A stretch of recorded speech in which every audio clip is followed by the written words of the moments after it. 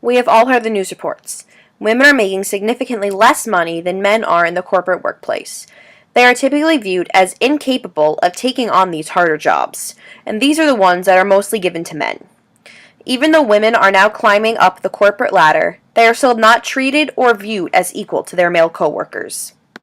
Amber Gazzo, in one of her news reports, stated, "Gender shapes this frame by suggesting that it is women's, not men's, juggling of paid work and family that determines their inequality in the workplace.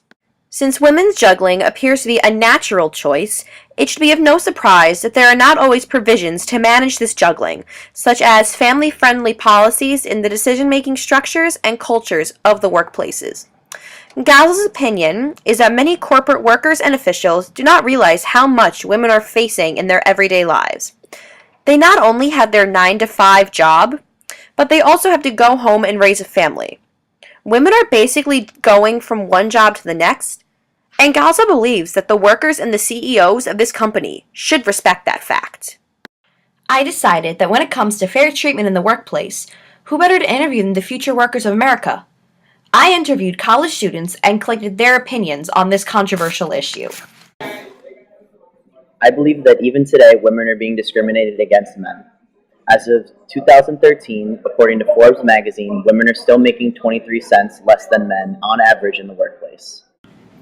I believe that there is still discrimination against women in the workplace, but in recent years, I feel as though it has started to diminish as we are teaching girls at a young age to stand up for themselves, now more than ever before. I believe that women are still being discriminated against in the workplace because even though women have made such giant strides in becoming equals with men, we still haven't reached that point. Women, when they go in for job interviews, still aren't held as credible as men are, and as a society in the 21st century, we really need to try to bridge this gap so that men and women can truly be equals. A St. John's University student who wishes to remain anonymous says, "Yes, women are discriminated against in the workplace due to the fact that the stigma stating that women are inferior in society has carried through. Companies have made it commonplace to pay them less, and they have no credibility to work for better treatments because of the opinions of these companies." There are many people who believe that the man of the house is the one who needs to support the family, so they pay their male coworkers more than they pay their female workers. But what if the female is the only one in the family with an income? For quite a while, that was the situation in my own home. Before retiring in 2006, my father was out of work for a long period of time due to an injury, leaving my mother to be the one who supports the family. Even though she had worked for the same reinsurance company for over 25 years, she was still earning less than her male coworkers, even though she had the same degrees and qualifications as them. This left my family the struggle of stretching her paycheck throughout the month until the next one arrived. Even though this was 8 years ago, I still cannot help but think about all the families who are going through a similar situation to the one that my family went through.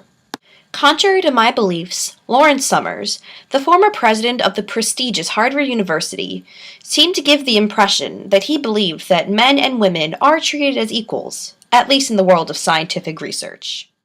The media took this report to believe that Summers stated that women are not as good as men in science, so that's why they're succeeding in the workplace.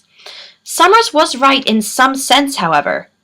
A study was conducted among students which showed that for every female student, 2 male students were in the top percentile of their class in both math and science.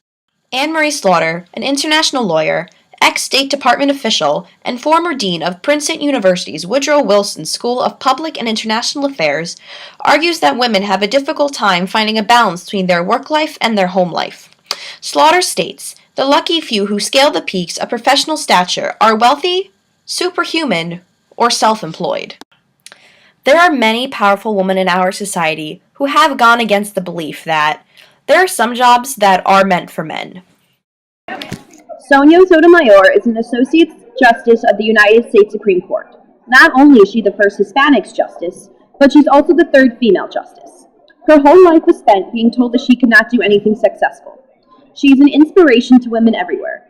She proves that if you put your whole heart, soul, and mind into something, you will succeed.